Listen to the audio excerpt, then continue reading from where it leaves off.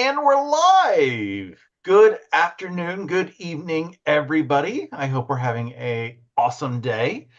Welcome to this month's edition of the Social Review with Stephanie and Shannon, Stephen, and Walter.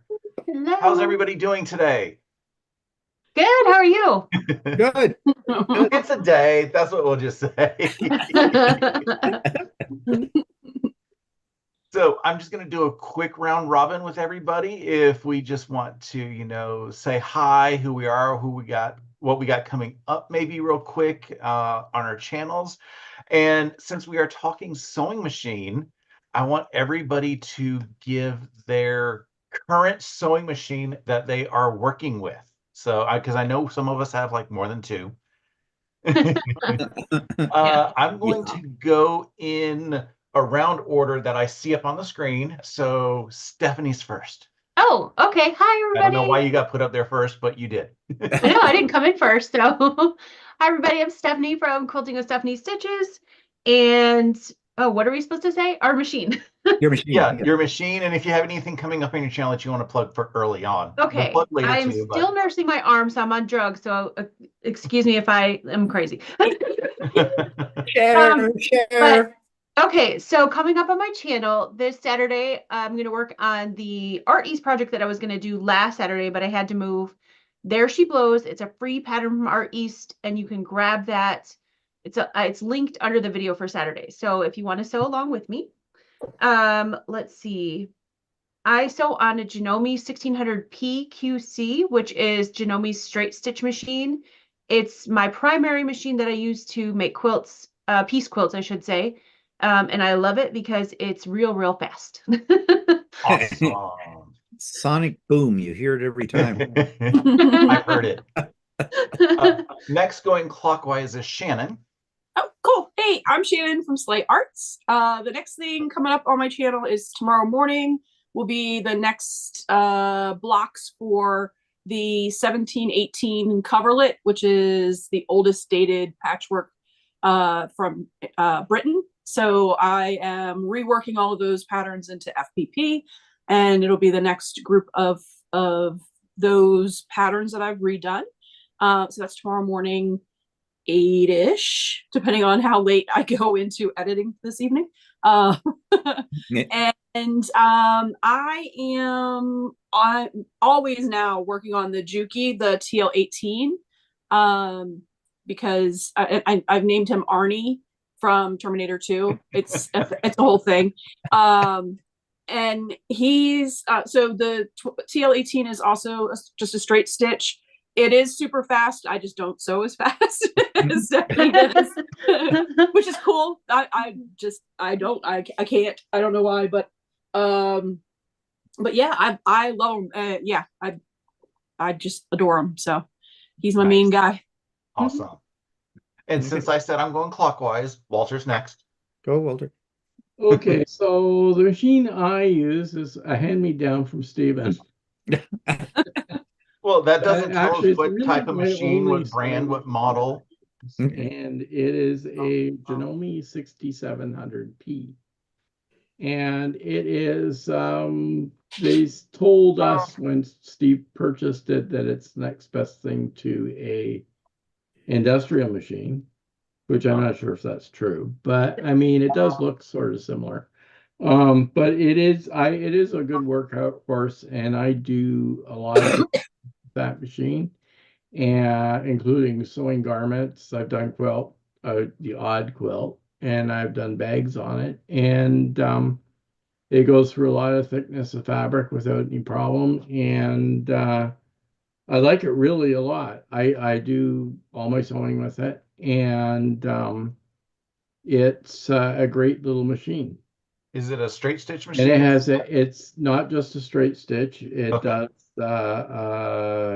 it has a number of not embroidery, what do you call it? Decorative stitches. Decorative stitches. And it has about 200 decorative stitches plus a buttonholer and all that stuff that I need to do with garment sewing. The only thing it doesn't have is a free arm. And I only have one instance where it would have been nice to have a free arm. But other than that, everything I've done on it, all my shirts and garment sewing is great. I haven't needed a free arm. There's only like one instance that I needed one, but Okay. it was and I got around it even on that machine. But it's a great machine. I love it. Awesome. right. So next clockwise is Stephen. What? There's nobody ahead of me now. So, last, not least. That must be your punishment for being the first one on in the Zoom. Yeah, probably. Punish me. I like it. Anyways, in wearing one of Walter's creations as well that he made on his 6700P. This is my weed shirt.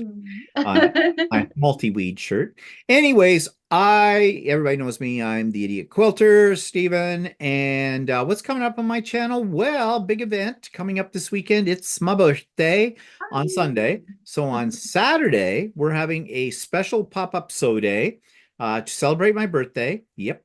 And the reason this one's going to be special is because instead of me getting presents, because nobody buys me anything, I'm giving other people presents. I will be doing random draws throughout the day for Amazon gift certificates. I'm not particularly sure yet how that's going to work, but I'll make it work. We'll figure it out before then. So all are welcome. You can come for part of the day, all of the day, whatever suits your schedule. Come bring whatever you want to work on and enjoy some, I'm sure, some lively conversation and everything. And for anybody out there that's new, I've had a few people say to me, I'd love to come, but I'm shy. Don't be. We don't bite unless you want us to. Often. Everybody is welcome. And the link for it's in the show notes of my stuff on the channel. And what my machine is a Janome Continental M7. I absolutely love this machine. There's so many features, and we are going to be talking about the features we like the best on our machines in a bit, so I won't go into that. But it's been a great machine. I've had it now for, what have I had, about 3 years? I guess. I don't know how time flies when you're sewing. But I absolutely love this machine, and it has a big throat, but that's features. So we'll save that for when we get to that part of what we're going to talk about today. Okay, Russ, what about you? I'm Russ. I this weekend am going to be sewing the week 3 up of the Fort Worth Fabric Studio As the Crow Flies. It's a crow block. I saw that on Stephanie's channel because I haven't had a chance to even look at the pattern yet. And because it's a crow block, I have a joke this weekend that I'm going to be telling everybody. It's awesome. It's horrible. And it's crow related. So we're going to have that to look forward to. Oh, I shiver in anticipation. The machine that I have is a Novus BQ 3050. I've had this one about 4 years. I got it, or I think I paid for it just as the problems with not being able to see people started happening. And I had to do like special pickup to get it. So yeah, that's what I have. And as we said, it's got features and stuff. But since we have talked about our primary machine, how many machines do we have? And are they all the same brand? Like, are you brand loyal? Are you like just all over the place with what you have? And I'm going to do zigzags this time. Let's start with Stephen because he was having fun with this. Okay. He was anticipating some of his stuff. Yes, I do have other machines. I have a Janome Skyline S7, which is my travel machine. So it doesn't get used that much, but it's a great little machine. It goes with me to classes if I take classes. I haven't taken classes in quite a while, and to retreats. Just because it's lighter, because the M7 is a bitch. It weighs 48 pounds. So yeah. How many kilos is that? Let's see. Divide by 2.2. Divide by 2.2. So it is 20, just about 22 pounds, 23 pounds. Yeah. Or no, kilos. Yeah. 23 kilos. We have to take into account all of our viewers who are not, imperial. Yeah, well, most of us in Canada know pounds better than the kilos anyways. So it doesn't really matter. But put it this way. it's a heavy bitch, and the other one's lighter, so always go with the lighter bitch. Mhm. And I'm talking That's sewing two machine. machines so far. Yep.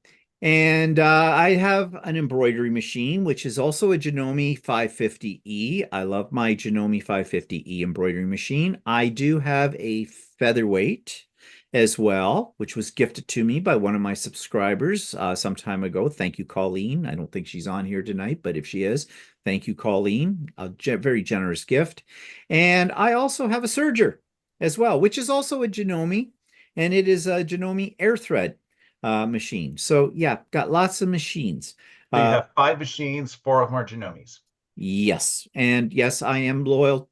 Well, the reason I'm loyal to Janome is because my local dealer sells Janomes, and when I bought my first sewing machine, that's what I ended up buying.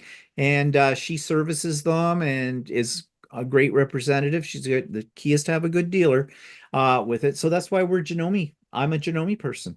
Yeah. Okay. So who's next? Stephanie. Okay.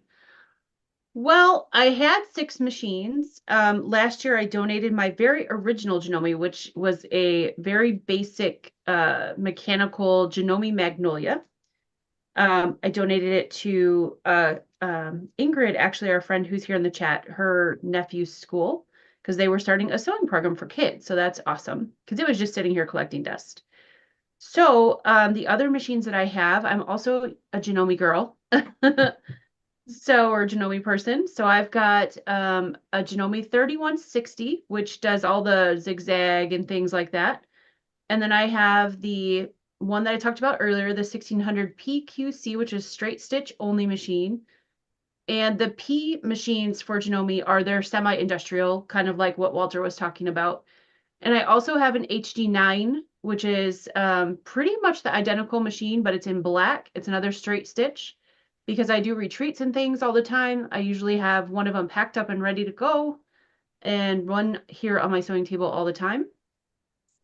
And then I have a 1937 Singer featherweight. And then I also have a Grace longarm. Oh, yeah, Stephen didn't talk about Oh, yeah, I Lucy. forgot about Lucy. How can I? Oh, hope she didn't hear that. There'll be Oh, no no. living with her. Yeah, my Next time you go to sew with her, she's gonna give you the finger. oh, she gives me a lot of things some days. So yeah, but yeah, I have a long arm too. Yeah, APQS. So, Walter, what other machines do you have? Or does Stephen not allow you to have more than one machine? No, I have 6700P. Actually, I started on Janome also a long time ago because my sister sewed. My sister had passed away, sewed, and she had Janome machines. And they seem to, in Canada anyway, in the area that we live in, there seems to be pretty much Janome and Bernina dealers. Brothers, there aren't a lot of brother dealers. And there aren't a lot of other like Husqvarna or any of the other machines dealers. So it's usually Janome or Bernina that's available in our area that are more prevalent, unless I'm sure if you go to Toronto, there's lots of dealers in Juki and everything else as well. You can find anything you want, right?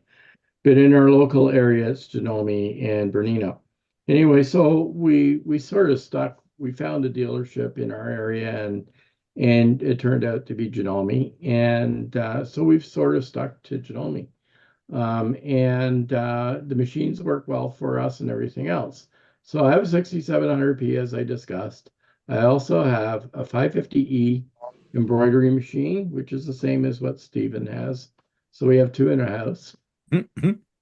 And I have an Janome 900, I'm not sure, what is it? 900 CPS X cover stitch machine that I use for shirts.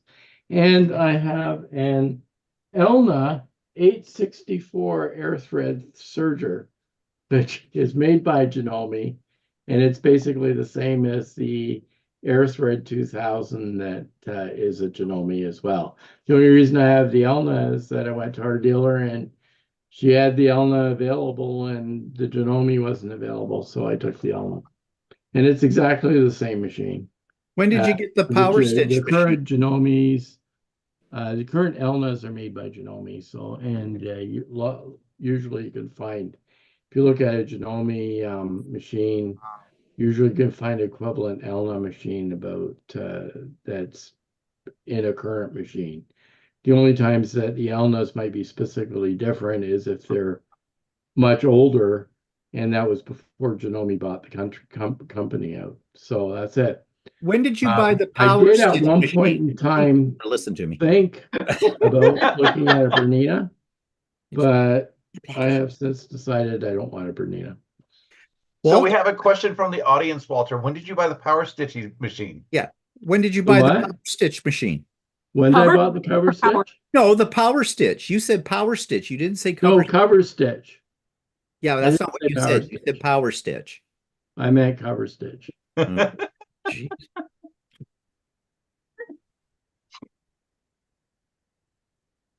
So, Shannon, what other machines do you have?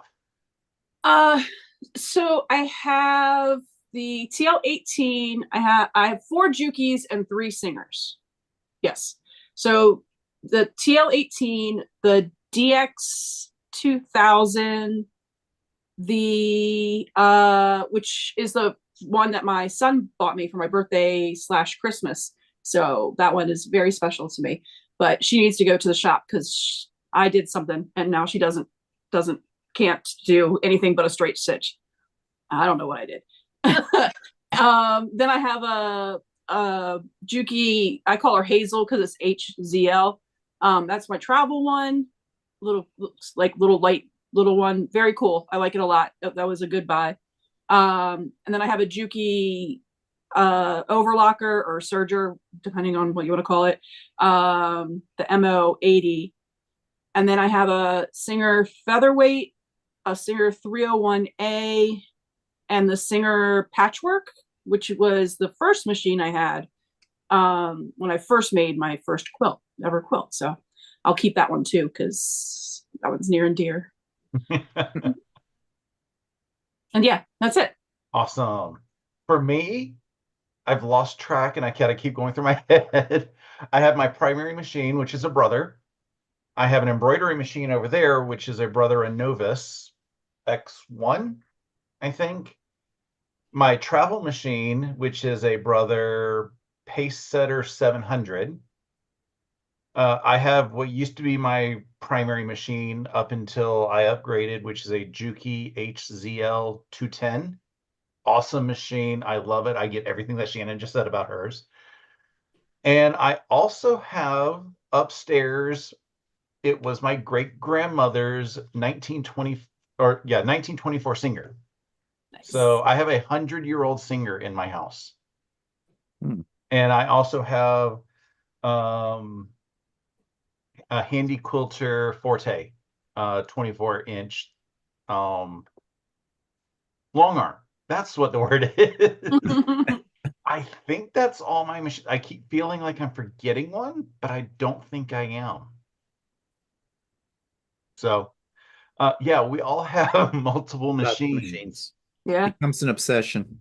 It Yeah. does become an Elect obsession. machines. Well, you have to have a backup for your backup in case the You do backup have is to have backup broken. backups. Yeah. You have to have travel, and because yeah, if you don't have a machine while your thing is in the shop, because when you get them serviced, they're out of commission for usually about a month because you have to drop them off, and that's when they get put in the queue in most shops. Yeah. So I want to quickly hop over into the chat, saying hi to everybody. There are so many people. I'm not accustomed to this many people in my channel at a time. So forgive me for not saying hi to you individually, but there are a couple questions. Stephen was asked by Barb, does the Continental have a free arm? And I did see that you said no, No, but a it different doesn't. model does, the Skyline. Yeah. Kelly's Quilts and Cruises says to Stephanie, that was nice to pay it forward with your machine. And that. Philippa is asking, if you drink the Bernina Kool-Aid, what's the equivalent for Janome? Hard Seems drugs. like Steven is drinking it. Cocaine.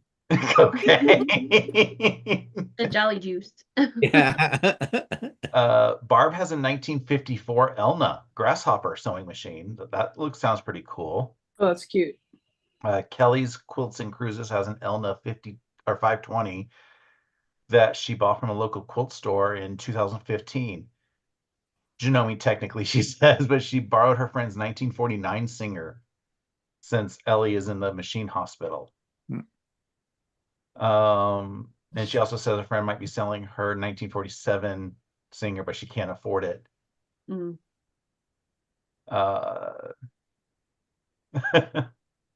So since we all have, for the most part, the same brand, I mean, we do have a couple machines that are outside the brand. Why did you stick with the same brand? I mean, I know Stephen and Walter said it's because that's pretty much all you can buy there. Is either Janome or Bernina. Bernina. And Bernina's are is it Bernina the one that has the custom foot for everything? Yes. You have to Yeah. buy an entirely different foot. Yep. So They're pricey. Very that's pricey. probably why I don't want to go with a Bernina. Stephanie, did you stick with a lot of Janomes? Well, the reason I like the Janomes for me, and machines are a choice. I never. The funny thing is, we talk about drinking the Bernina Kool-Aid because I feel like Bernina people, and sorry if you're a Bernina person out there, but they're like, Bernina is the only machine, right?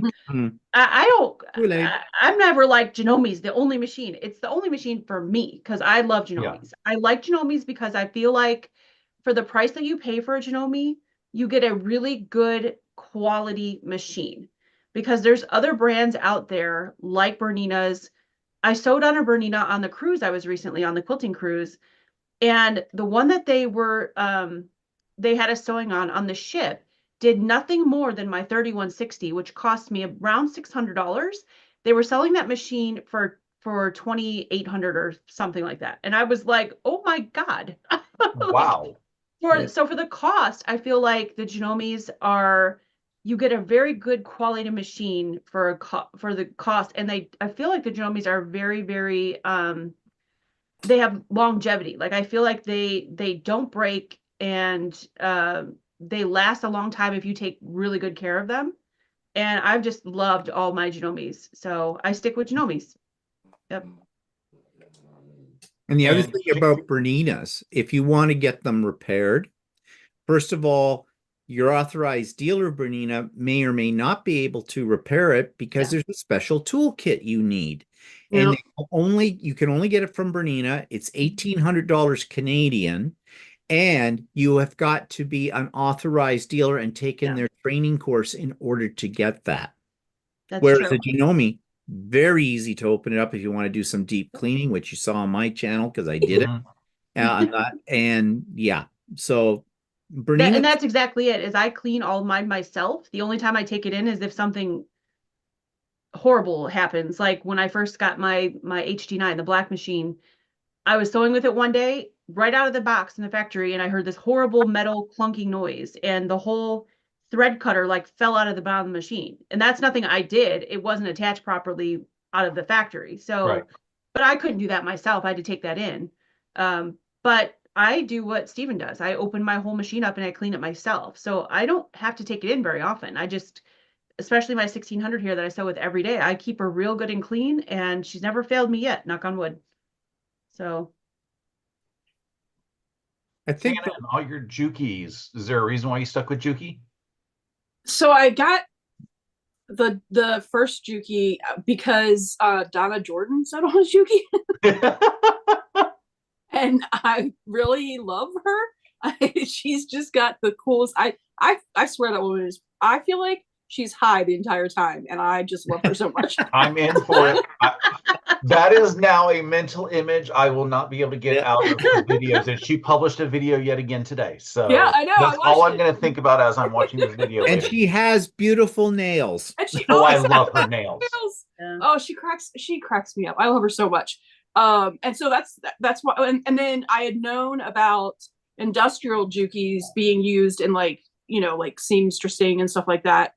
So I was like, well, it seems like it's a pretty good solid brand, and they weren't insanely expensive for what I wanted them to do. And the shop up in Hagerstown from here, Wilson's, they're a dealer, and they were awesome. Like, they were like, try everything, tell us what you're really looking for. They were just really like, they weren't trying to upsell me on anything. They gave me exactly what I needed that was a little bit that I could grow into, because I was just starting out, that I could grow into, and I wouldn't feel like, 2 weeks after I'd gotten it that I want, now I need another whole nother machine. Now, of course, I've bought a bunch of machines since then, but that's on me. Like, that machine, the DX2000 was the first one, that the first Juki I'd gotten, is a great machine. I love that machine. There's nothing wrong with the machine.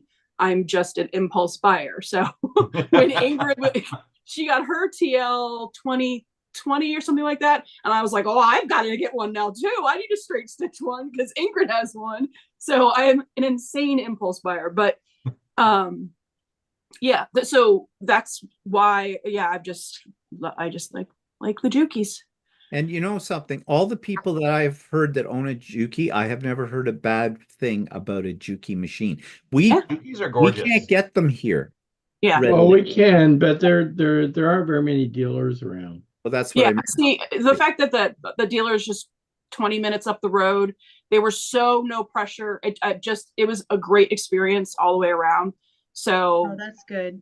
I'm just like kind of brand loyal to the Juki and kind of to that shop now too. So And interesting fact, Juki and Genomi's are made in the same factory. yeah. Oh, So that's they have basically the same guts. Yep. Oh, Kind of like Baby Lock and Brother. Yeah, it's kind of true of all, like, Mhm. almost all of the machines. Bernina is just for the 1%ers. I don't understand.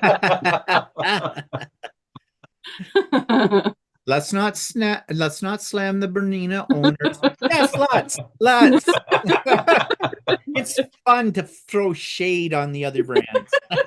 It can be. I mean, it's almost like, different model cars and everything. Everybody's got the same. All in good fun. It's whatever works for you. Exactly.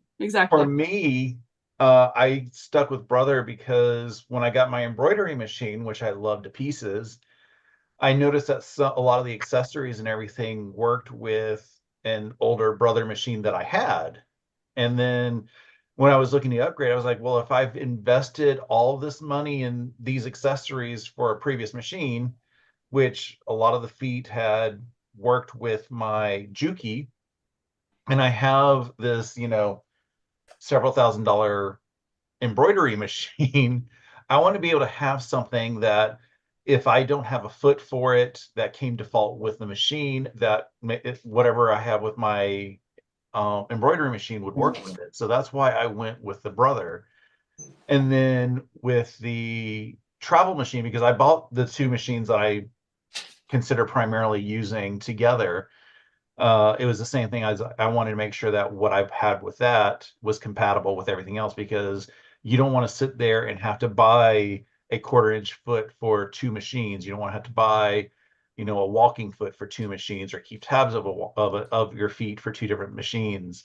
If you have things that are compatible with each other, it makes it so much easier and so much cheaper. That's such a good point too, because a lot of people have been talking about the walking foot with the Jukis. It's kind of not so great, but on the TL models, you can use the Janome walking foot, which is apparently phenomenal. So the fact that it's the same body, and you can just switch the feet with it's not a hassle, is amazing. That's such a nice thing to have. Yeah. So there's a question in the chat from Barb, who asks, what is a Burnett? And she's asked it is it a cheaper Bernina? Because that's kind of what it sounds like, but that's exactly what it is. It's made by they're Bernina. lower end models. Yeah, it's a lower end Bernina, basically. A lot of people get the Burnett's for like a travel machine. Okay. Oh, Burnett is Bernina's little sister. Yeah. It's like Skipper is to Barbie, Bernetta is to Bernina. Bernina. Perfect. They're both bitches. So since we know we love our machines and for the reasons, like what features are your favorite features of the machine, and what's your least favorite feature on your machine? Because, we get asked all the time on our lives, what machine do you have and why do you have it? Or like, what's your favorite things about it? Because again, it's like a vehicle. You can go with a Ford, you can go with a Nissan. They get you from A to B, but there's different features about each of them that make you want to gravitate towards one or another.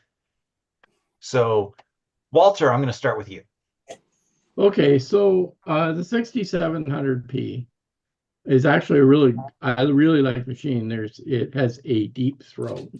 So it's 11 inches I was deep, wondering which how is long it actually would take really for nice somebody to when go you there. have to. I mean, it's great for quilting, but I mean, it's even nice for garment sewing. You have a lot of room, which is really great.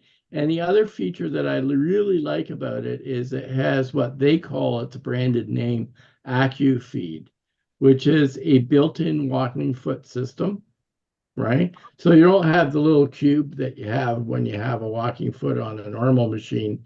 This has a separate feed in the back where you put a foot in and it clips into the back of the machine, and it will give you a good walking foot system, and you have interchangeable feet for that so that you can use different things. Like I have a walking foot zipper foot, and I have a walking foot 1/4 inch foot, and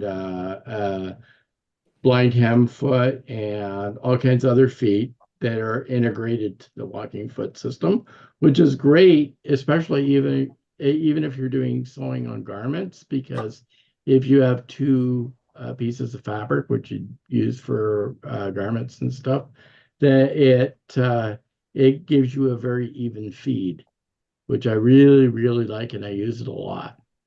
And I can I see like how the that would be fact that there's all useful these with interchangeable garment. feet that I can use with it. I said I can see how that'd be useful for garment. And that is a really huge selling feature for me. And do you have features that you don't care so much for that? I It's mean, like part of your I would machine, but like it's to there. have a free arm, but I mean, I really only ever had one instance where a free arm would have been nice to have. And that was when I was sewing a coat with a lining and I needed to put in an inside pocket. And a free arm would have been easier to do it, but actually I got around it by sticking the entire base of my machine inside the coat to get around it. I mean, I could have probably used one of Steve's machines, but that was the only He says no. time. That was the only time I ever needed a free arm. But I mean, I show all my shirts and everything else on it. I never need a free arm. And maybe it's good if you're making baby clothes, but I don't need to make baby clothes. You Thank mean God. you're not I mean, making I don't clothes for really all your have nieces, any nephews? thing about the machine where I would say it was negative. Um, I can't think of anything. Okay. Yeah, that's perfectly legit, fine. Shannon, what's your favorite and maybe least favorite about, and I'll even just say any of your machines, because what may be valuable on one machine may not be working well on another.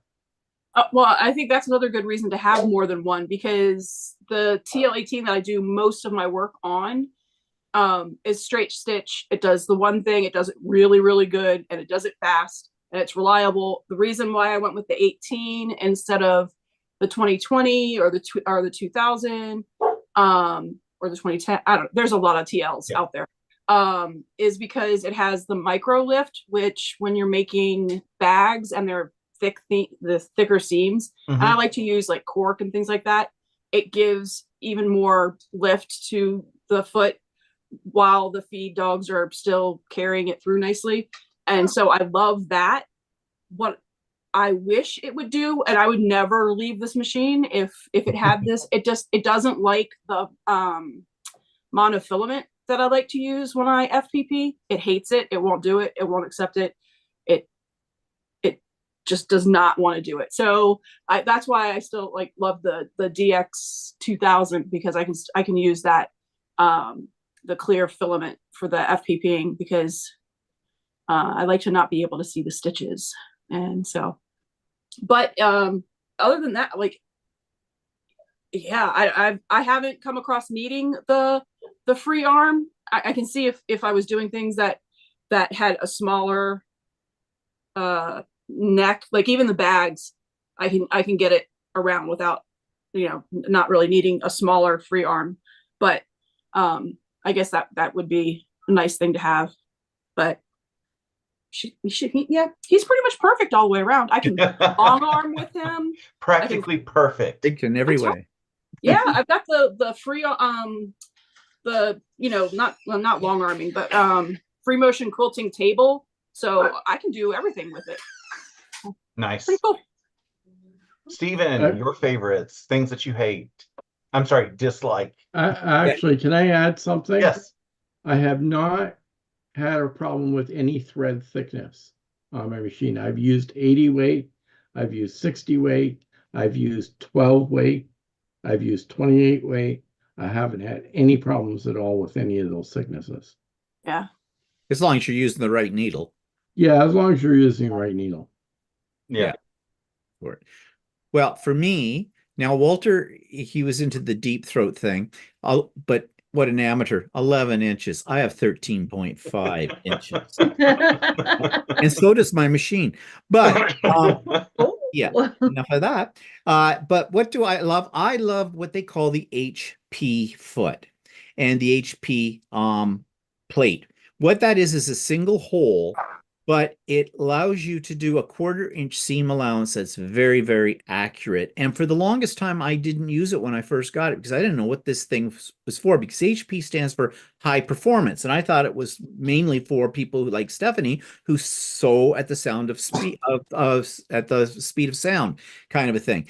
But no, it's so much more. It does really work well for the 1/4 inch seam. And I love the dual feed, like Walter said, and it comes with their various ones that Walter mentioned. But one of the attachments it has for the dual feed is a stitch in the ditch. And although I don't do a lot of quilting because I have the long arm on the machine itself, I use my stitch in the ditch foot for sewing because I do machine binding, to get my stitch really close to the edge of the binding on the front of the quilt, and the stitch in the ditch AccuFeed, because you've got several layers, so it's pulling everything through evenly, and that works like a charm with that. So those are really the features I like the best about the machine. It might be nice if it had a free arm, but I don't use a free arm that often, and if I have to use a free arm, I can go to the Skyline S7 because it has a free arm. But one thing I don't like is the table, the extension table. It has corners on it. And when you're working on a quilt or a large, like if you're putting borders on a quilt, or even just large, it's hanging over the edge, it'll get caught on those corners. You have to be careful with that. Now, part of the problem is my machine is set up in such a way that my table goes over here and there's a sudden drop. And what I often have to do is get out my ironing board and place it up along the side of that if I've got weight over in that end, just to lift everything up. But it's not the most ideal. But it does catch on those corners. And if you're not careful, it'll tug and you're under your foot, and what can happen from that. But that's kind of a minor detail for it. So for the most part, I love all the features on the machine with it. So yeah, that's me. Stephanie, we haven't heard from you in a couple minutes. Okay. So the things I love about my 1600 is, just like Stephen was saying, the plate on it is a single hole. So I don't get any of, like I did on some of my other machines, like my Magnolia and my 3160, I don't get the fabric stuck down in, which is wonderful, especially when you sew really fast. And of course, I love to sew fast, but I would not be able to sew this fast if I did not have a machine that, as fast as I sew, I still get perfectly straight, even stitches. This machine makes the straightest, perfect stitches. And if I didn't have that, I couldn't sew this fast. So that's one thing that I absolutely love about this machine. The only down, and I love that the bobbin on this machine too is twice the size of an average size bobbin. So it takes a long time to run out of thread, which I love. So I can sew and sew and sew and think, oh, it's about time to run out of bobbin, and it's not still going. So I really love that about this machine. The only downside to this machine, it is very heavy. So it's not a machine you're going to pick up and move all the time. You have to be able to keep it in one spot. So if you like this machine or want this machine, and that's the case with most straight stitch machines, they're heavy machines because they're made out of metal. They're not all plastic like some of the other smaller machines. It's heavy. It weighs more than the M7. So it's a heavy machine. You're not going to move it real easily. So don't think you're going to get this machine and move it from place to place because you're going to hurt yourself.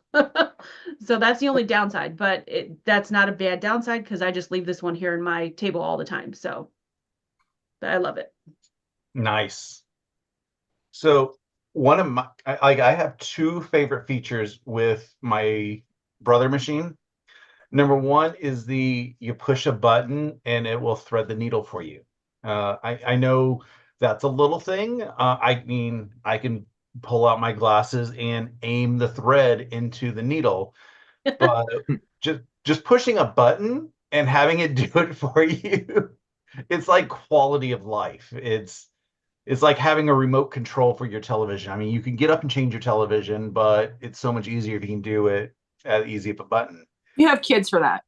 I mean, well, I don't have kids for that, but I was the kid for that. No, that's a great feature. I love that. Yeah. That's why you adopt kids then. But one of my like genuine favorite features, and that's kind of what started drawing me towards this, is it's got a laser light. That's cool. If you're doing like smaller snowballing or half square triangles or something like that, where they tell you to draw a line corner to corner, if it's small enough, I don't need to. I mean, there's a lot of people up to a point that's small enough they can just eyeball it. But I have a laser light that if it's under about 3 inches, like 3.5 inches, then I don't even need to draw the lines because I line it up at the needle, line the laser at the other end, and it's perfect.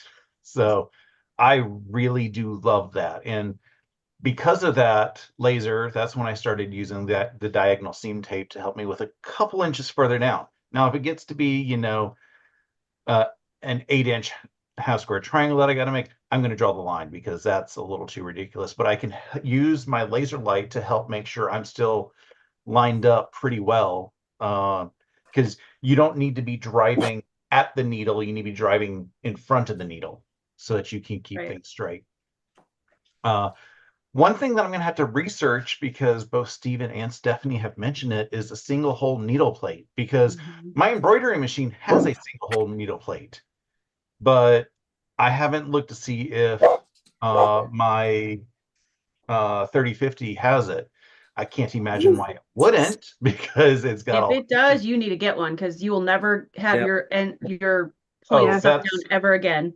Yeah, that's going to be on the list when I go to the shop, because I got to get all my machines serviced at some point, because none of them have been serviced since I bought them, and they've got quite well. Okay, my travel machine only has a handful of stitches that I did at the Georgia retreat, because that was the first time it was used.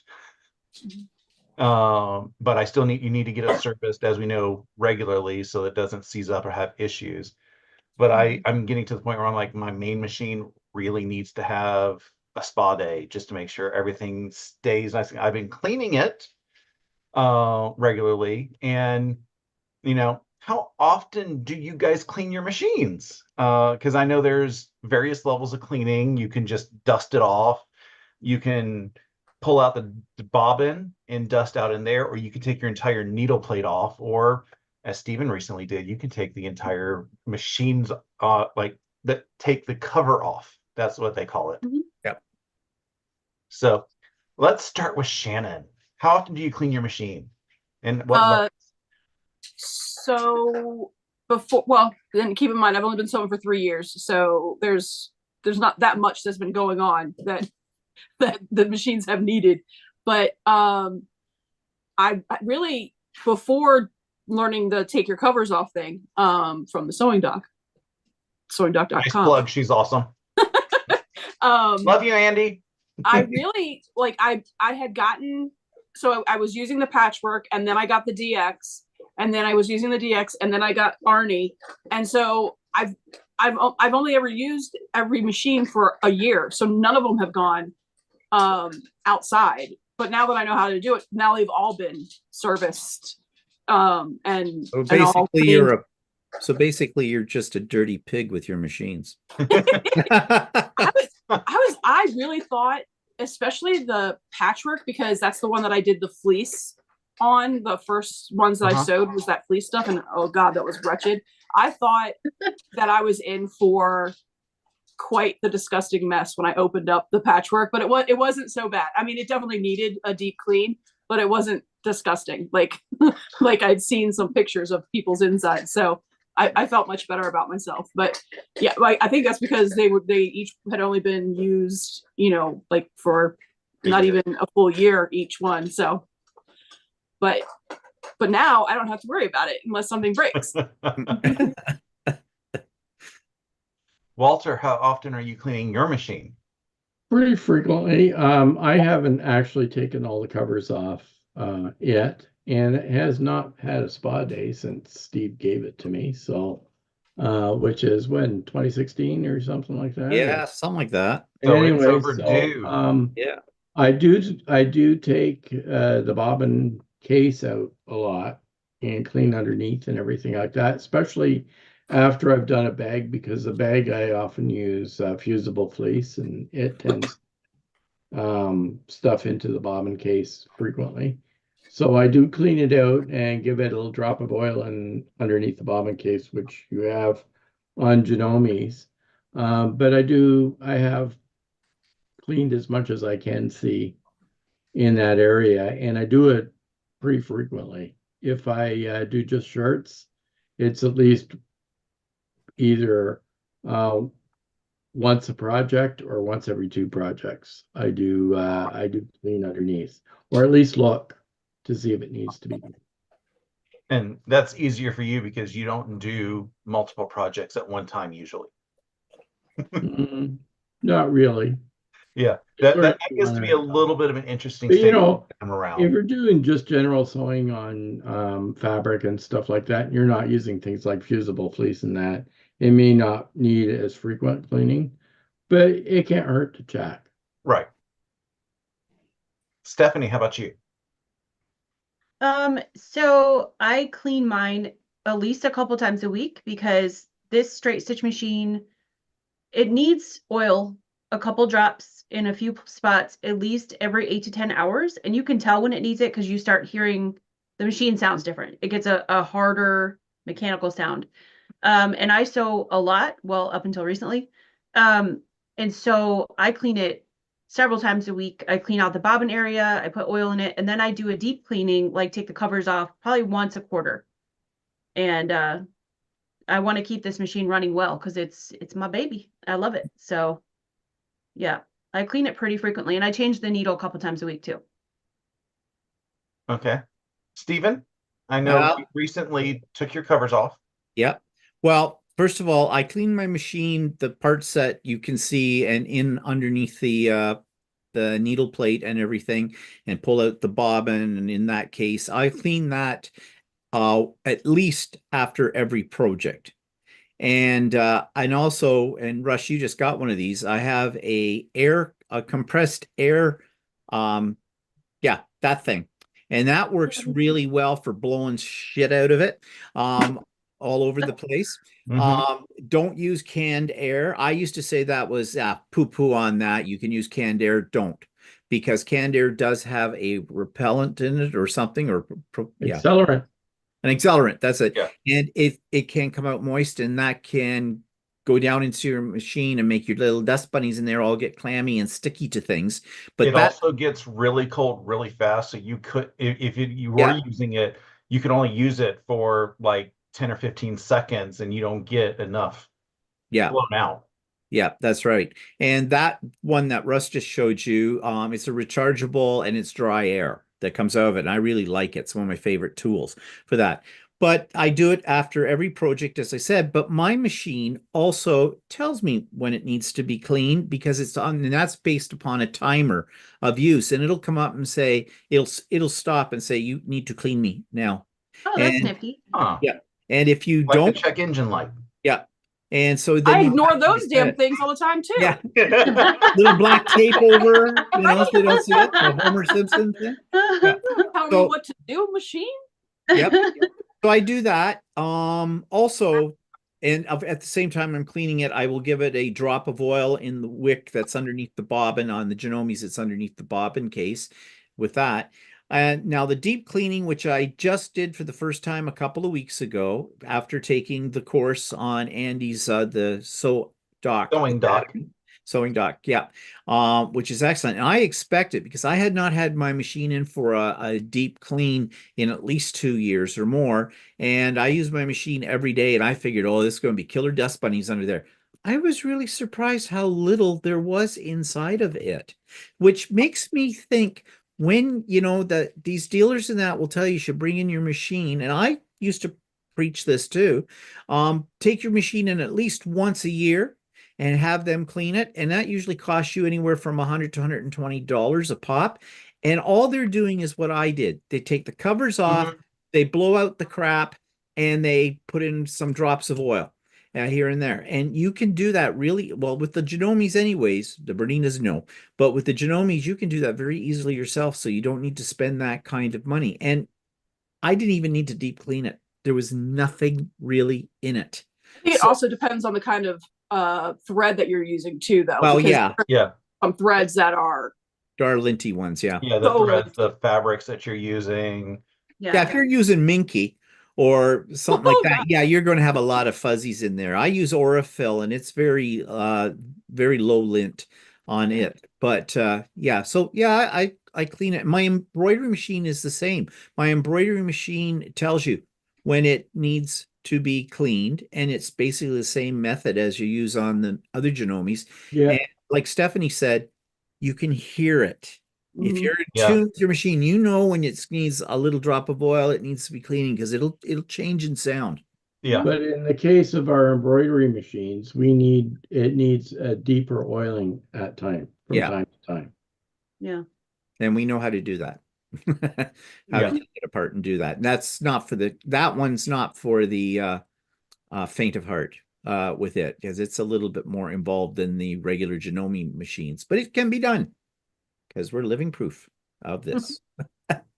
So I know that there's been a conversation with Frequency about, after every project, but when you're somebody like me who starts several projects and in several projects, like within the same time frame, I got to be a little bit more rigorous with scheduling because, like I finished a project today, but I just cleaned my machine last week. So there's no reason for me to do that. So I'm a little bit more of a calendar-based cleaning where I do it about once every 3 weeks, 3 to 4 weeks.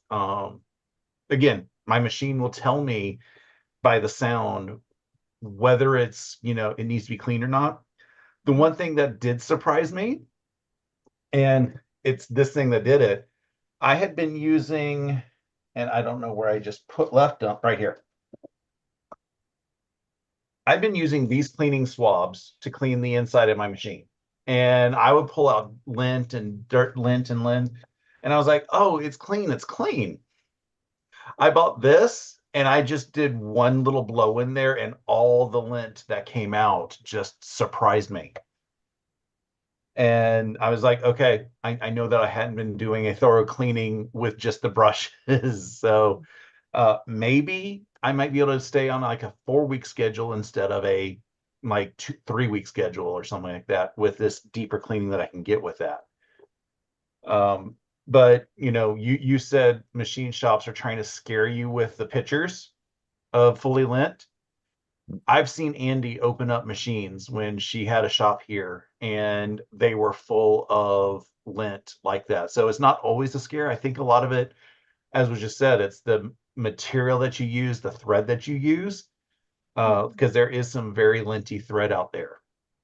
I think the bottom line is you got to keep your machine clean. I Yeah. mean, Yeah. Walter was going to a sewing thing that he does every so often, and what, there was a lady there who had never cleaned her machine and never changed the needle ever. Yeah, in fact, you like I said to her one time, her machine started stitching really bad, and I said to her, "Okay, when's the last time you changed your needle?" "Oh, I can change my needle, right?" And Oh, I That's bless couldn't her funny. believe heart. that. But the thing is when we were taking the class, one of the first instructions in the class was make sure you have a new needle in. She obviously didn't read that, Mm. and she had never ever cleaned the inside of her machine out, and she took it apart herself because she didn't want to bring it in for service. And she took out half a bag full of lint. Wow. Oh. So Yeah, she says, "Oh, I can't believe how much lint there was in there." there's two things that make a machine work better. Number one is a new needle, Yeah. but two is, cleaning underneath your needle plate. I've noticed Yep. even the first time, because it was a brand new machine. And after about a month, I pulled out the needle plate and cleaned the little bit of dust out there, and it just moves so much better when there's no dust. I've gotten that question so many times from people asking like, hey, do you know what's going on with my machine? Possibly I'm skipping stitches. First, check underneath your needle plate, clean all that junk out. If there's a ton of lint, that's going to cause skip stitches. Next, when was the last time you changed your needle? Yep. Yeah. So I had a friend a few years ago who had a sit down mid arm and kind of the same situation as Walter. And she's like, this thing just doesn't work. I don't know what's wrong with this machine. It's skipping stitches. And I said, when's the last time you changed the needle? She had the machine for 6 years. Oh, I have to change the needle? Yeah. Yeah. And needles aren't that expensive. So, Oh, that's Yeah. the cheapest part of the whole machine. Yeah. Yeah. Needles and rotary cutters, and we do it so infrequently. Yep. Yeah. That's right. Everybody's bad at it. I've been needing to change my rotary cutter blade for a month and a half now, but I just keep forgetting. Oh, well, actually, it's funny because the guy who was instructing my class kept telling everybody to change the needle all the time for every project, right? And then he started complaining about the fact that his rotary cutter wasn't cutting very well. And I said to him, "When's the last time you changed your blade?" "Oh, I can change the blade?" Oh no. Oh. Yeah. Jeez. So we've talked about tips to keep things feeling fresh and new with our machine. Does anybody have tips on, when you Just had get a a vision brand of us new machine? running down a beach in the summer, being fresh. Try this sewing machine in the plastic bottle. Fresh as time. Oh dear. What was your question, When Russ? you buy a Sorry, new Russ. sewing machine, Yeah, keep when the you get a important brand parts new in there. machine, what kind of tips do you have on like getting the most out of it when you get it? Oh, Oh, as far as like what tips when you're buying it? No, well, actually, no. We should talk about buying it. Like, how Yeah. should we buy a machine? Do we go to Walmart, find whatever's cheapest? Go Well, to a store you No. can use them. Oh, I can tell you about that. Yeah. well, I personally like go in with a budget. I don't let them talk me into anything I don't want. When I went to buy my 1600, the first shop I went to would not sell it to me because That's I said, I crazy. wanted to know me. I want the straight stitch. And they said, oh, no, you don't. For that kind of money, you can get this machine. You can get this machine. You can get all the bells and whistles. And I said, no, I don't want that. I want a straight stitch machine. I'm Yeah. primarily a quilter. I piece and I piece a lot. I want a straight stitch machine. But you want this because you'll want the decorative stitches. No, I have a long arm. Like they couldn't get no through their head. And Yep. they would not, even though they were a certified Janome dealer, they would not order my machine. So I left that dealer. I Insane. haven't been back yet, and that's the closest one to my home. And I bought it somewhere else, and I have not regretted it for a minute. So go in and know what you want. Do your research ahead of time so they can't talk you into something you don't want and you don't need because you're going to get it home and you're Yeah. going to be disappointed. Yeah, I And- mean, the big and thing they'll is not tell what you need, what you don't need. Right. They will tell you crazy stuff because Yes. I'm a Juki girl. I'm on the Juki Junkies Facebook page, and people will be saying that a shop that they went into said this machine is no longer being made. you should get this one, which is like $1,000 more expensive, and it's a bunch of hooey.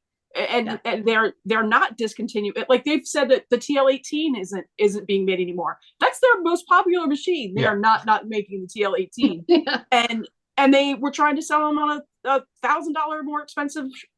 That's shady stuff. So definitely, like you were saying, something like research and know what you're doing, and don't if they start making you feel weird, walk out. Mhm. I think the funniest conversation I had was somebody demonstrating that they were able to go through like 20 layers of fabric. And I was like, I quilt. When am I going to go through 20 layers of fabric? Right. Yeah. Right. Exactly. Like, so a machine you that's don't lost need. on me. Yeah. Well, it's like they'll tell you too. Look, you have 250 decorative stitches. I I've hardly used ever 2. use a decorative stitch. Yeah, and if I use any, it's probably 2 out of it all. But I mean, I do use them. yeah, you do use them more, Yeah. but you don't use 250, No, but it's nice to have a selection. I guess. That you can choose your 3 from. I mean, that's genuinely it. Is I think most of the decorative stitches that people use are in the base model. Everything that you get outside of that. I mean, I can do the alphabet with my machine. And I used that for the first time just before the East Cobb Quilt Show because we needed to have a label on it that had your name and the name of the quilt. And when I put the label on there, I just put my name and the year. And I was like, I need to follow their rules. It's their rules. So I just quickly just created a label that I can rip off by just putting my name and the name of the quilt. And I just had the machine stitch it up. And it took 5 minutes to have it do the stitching, but that was the only time that I've ever used the letters. And I only used a I handful. mean, 90% of the people, or 99% of the people, probably don't use decorative stitches. I have had opportunities to use the decorative stitches, and I do like the selection that I have. But probably 99% of the people don't use them. Yeah. And another thing, like you get a feel when you go into the store. It's like buying a car or whatever. Yeah. When you go in, you've got those a good dealer is one that walks up to you, says hello, and can I help you? And you say, yes, I'm looking for a sewing machine. And the first thing that comes out of the mouth should be, what are you going to use it for? Yep. Are you going to be a garment sewer? Are you a quilter? Are you just using it for hemming, this kind of stuff? And that's what Shirley at Ultimate Sewing, when I bought the 6700P, the first machine, that's what she said. She said, first thing she said to me, what do you want to do with this? And I said, I want to quilt. And she said, okay, we have several models for that. The next question she asked me was, what is your budget?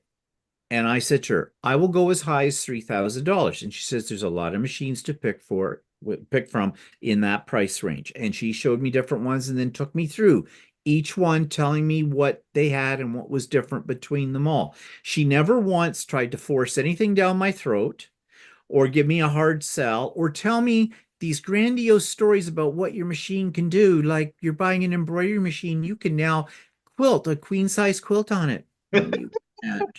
No, you can't. How many queen size quilts have you quilted on your embroidery machine?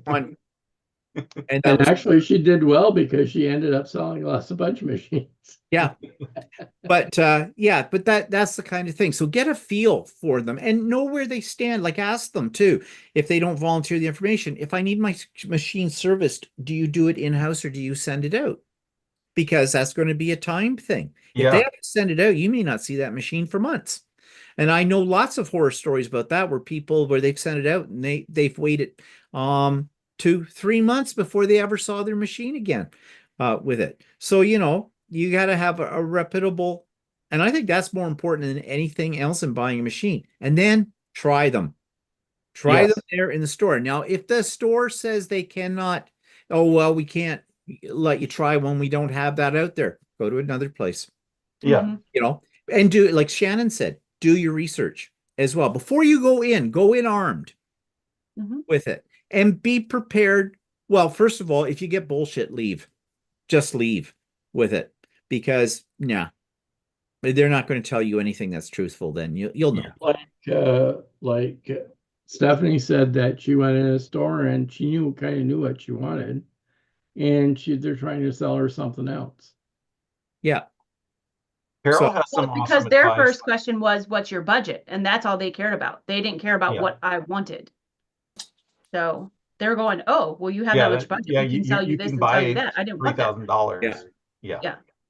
Yeah. Carol has some awesome advice saying to take your own fabrics that you like to work with so that you can test the machine out with your fabrics, because they may have, one brand of fabric and they know how it works and everything through that, but it may not work with, as well with a different fabric. Like especially I guess with garment making over quilting, because a lot of quilting cotton is mostly the same, at least through the machine. Pretty similar. Yeah. Mostly. We know some are softer than others. Generally But yeah, speaking.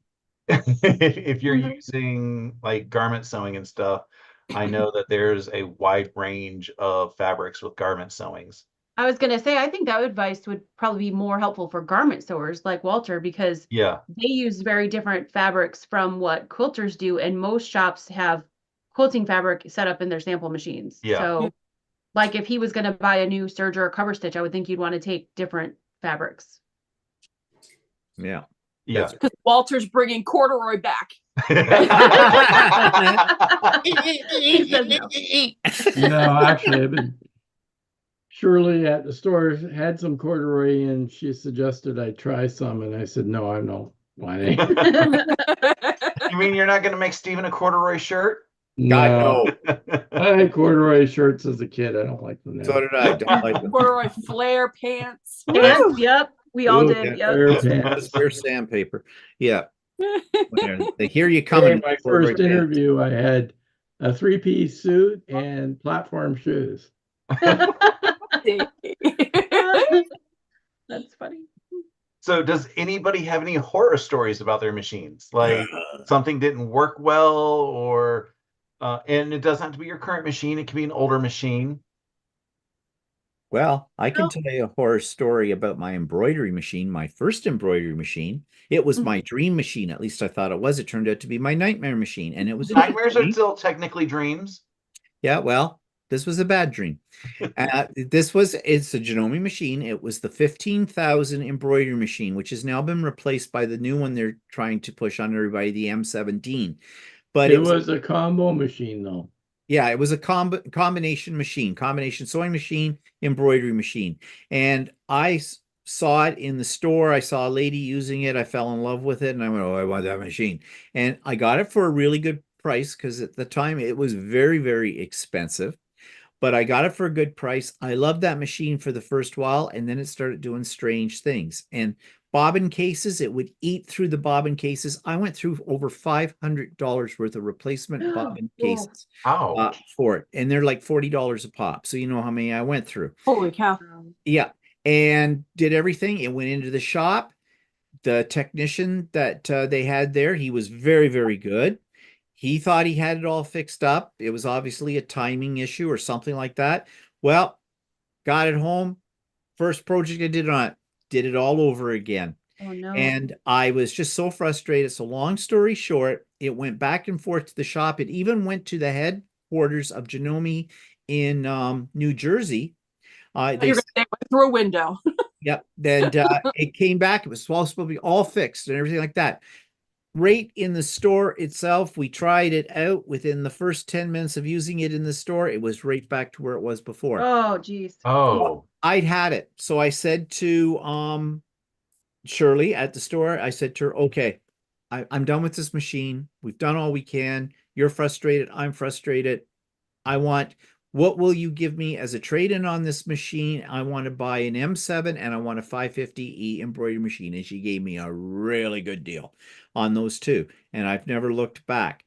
And so the M17 that they're pushing now, which is a combination machine, and they're claiming it's a quilting machine. It is not.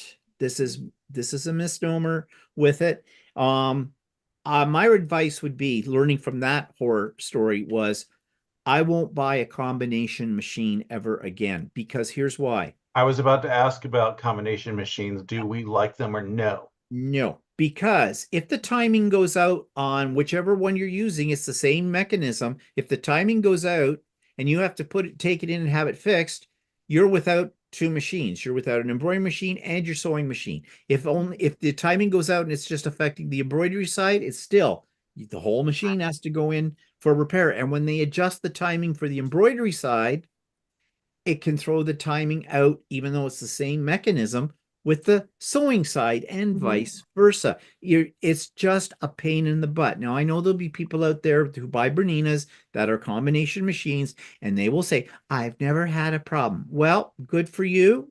Good luck with that.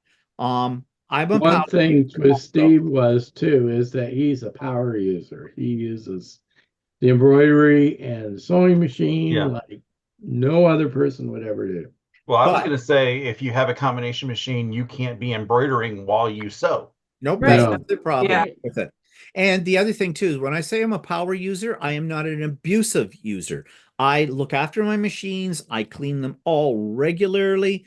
I handle them with kit gloves. They're my children, and I pet them, I stroke them, I talk nice to them, except when they give me problems, and then I have a lot of words for them then. Lucy has to cover her ears when I work with her, but at times. But yeah, so it was not a case of neglect or abuse, but I do put it through its paces. And not everybody probably, some people buy an embroidery machine or a combination and they embroider an initial on a towel and don't do anything again until they do a baby singlet or something like that with their name on it. Well, and everybody who's seen The Idiot Quilter, they know how much I use that machine in a variety of capacities. Except I will not embroider on the bottom of a rope bowl. That's abuse. That would require you to make a rope bowl first. I did, and I won't embroider on the bottom of it. But that's a story for another day. That's my horror story. That and one thing that I did, it wasn't the machine's fault. I thought I'd be smart, and I was hemming a pair of jeans up, had shortened them or was fixing the hem on them. And I knew I should have used one, a jean needle. Two, I knew it was going to be thick. I should have used what do you ever call it? A hump jump or jumper humper or Hump jumper. whatever. Yep. Yeah. I should have used that. I didn't. I broke the needle, but worse, the needle went down. It broke my feed dogs. Oh, Oh. Yeah, and you haven't heard a horrible noise until you've heard that one. Oh gosh. And so I suspected there was something wrong at that point when I dug out the pieces. And So went, now he gives me his jeans to. yeah, right.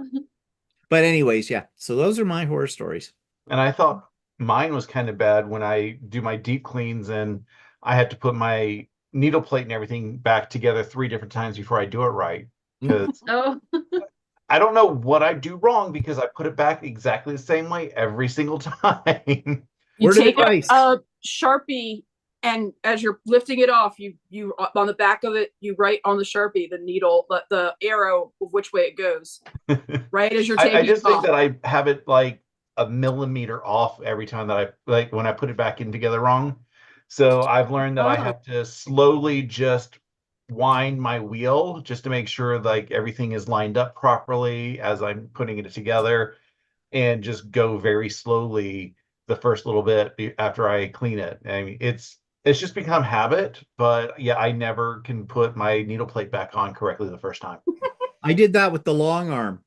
I didn't realize that when you take the needle plate off the long arm, that there is a right way and a wrong way, because the needle isn't, the hole in the needle plate is not dead center.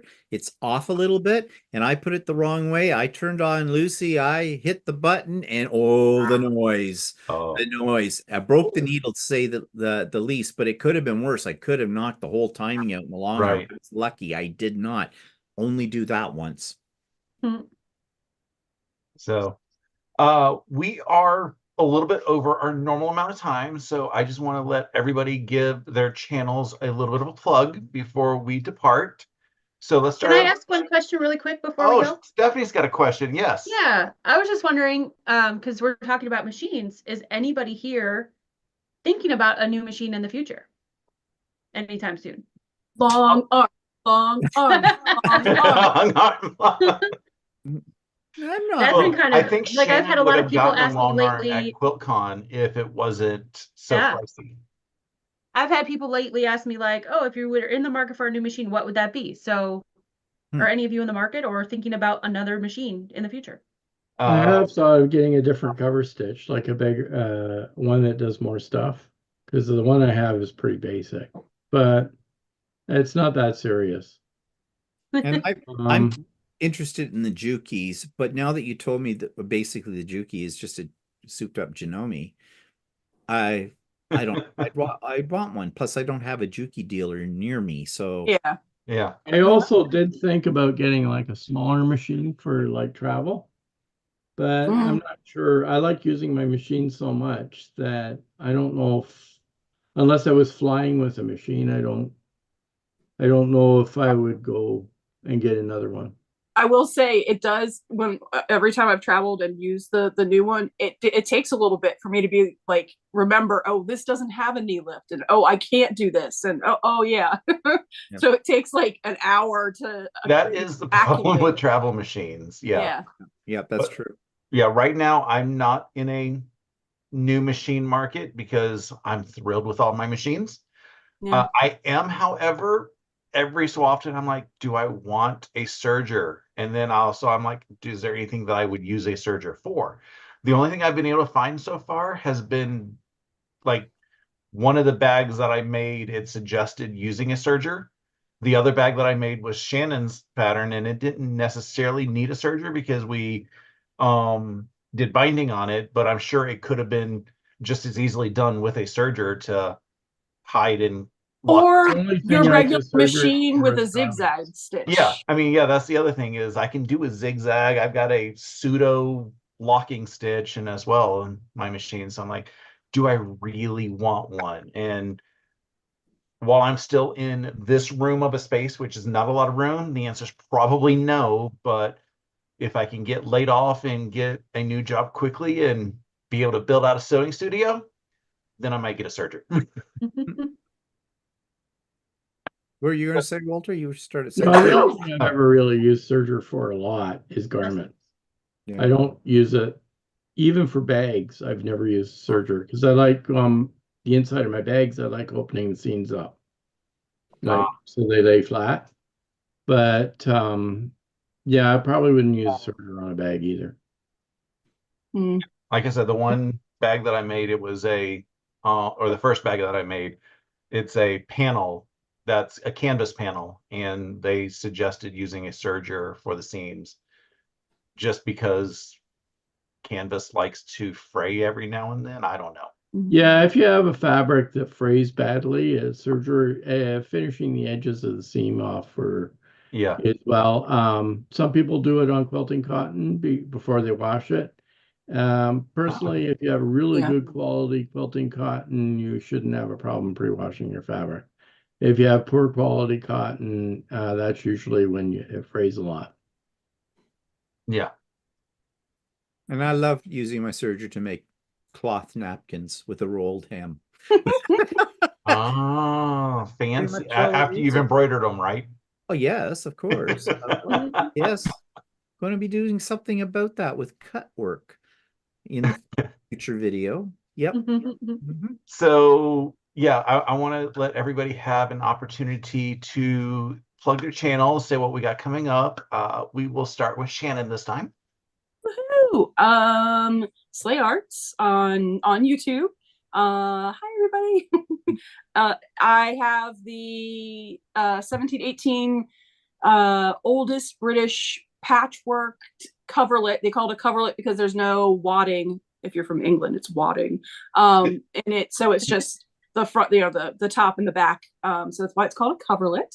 And I am making all of the patterns that they did in that book. I'm turning them into FPP because I am sadistic. And so that'll be coming up tomorrow morning. And then Sunday for my lives, so brunch with me. Nice. Yeah. Stephen, Walter, what do you two have coming up? Well, we've got So His Chat. birthday. Yeah, my birthday. So that preempts everything in Walter's life now. It's all about me. We've got So Chatty on Friday, and Walter will be showing you how to use the button holder feature on the Ooh. 6700P. Nice. Remember, you're going to do that, Walter? I Yes. guess. I'll have Well, to. you got to do it now. I've So, never made a button hole. oh wow, they're Oh. fun to do on a sewing. Well, if the 6700P or most Janome regular machines have a buttonhole feature. Obviously not the one Stephanie uses because it doesn't. Yeah, Do a yeah. zigzag. Buttonhole feature needs to have a zigzag. So Yeah. Yeah, my 3160 will do it though. yeah. So But that's on. if you have a buttonhole, it works okay. I mean, I can't show you how to do it unless you have a buttonhole.